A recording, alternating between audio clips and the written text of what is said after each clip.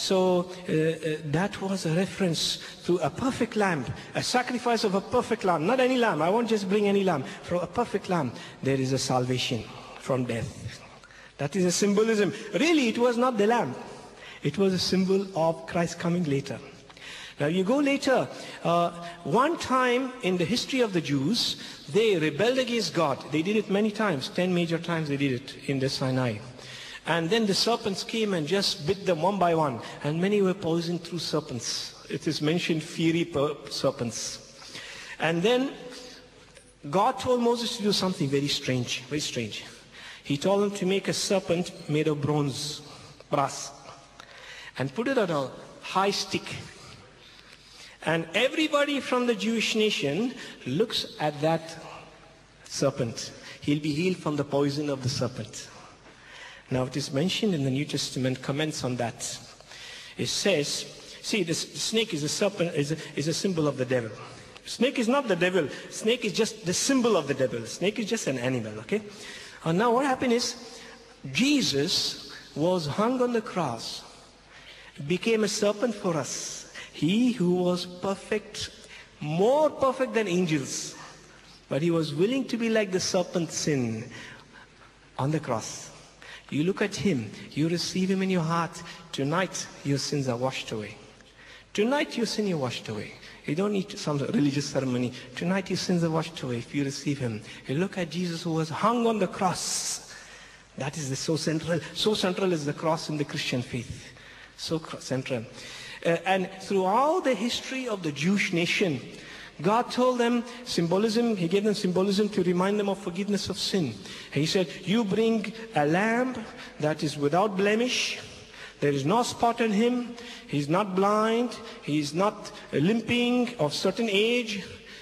Only that I accept as your religious ritual sacrifice. God was reminding them the future Christ, the perfect, blameless lamb from the point of view of sin. As man, he was just plain man like you and me. All his godly power and authority and qualities, he kept aside. He walked as a plain man, subject to pain and sin. Temptation of sin. Temptation of sin. So, this is the central thing. Now, you come to the New Testament. It's very obvious about the cross.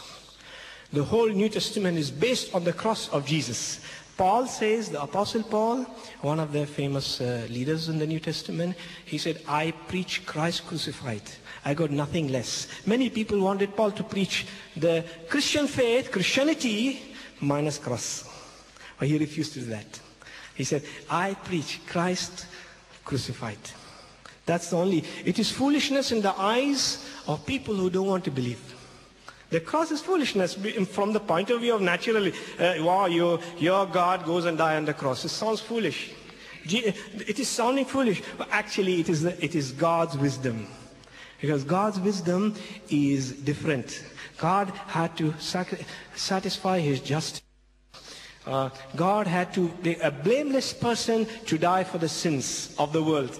Today, anybody who believes in Jesus, death on the cross, he was buried. After 3 days, he rose. He defeated death after 3 days and received his godly authority again. Anybody who received that act, his sins are washed away. Your destination is changed. Going to hell, going to heaven.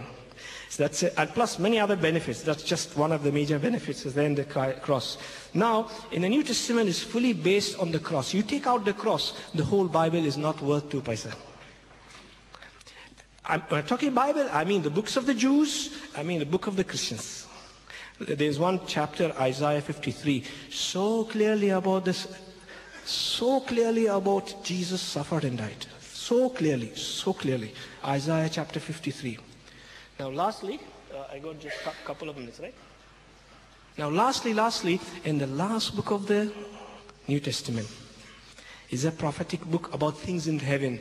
One servant of God by the name John the Apostle, there are 2 Johns there. One is John the Apostle. He saw visions of heaven. And he said things about trouble in the Euphrates, war in Euphrates, that's the Iraq area. He predicted things what's happening today in the Euphrates. And you can see it for yourself. Just read the Times of India and you'll see all the trouble in the Euphrates.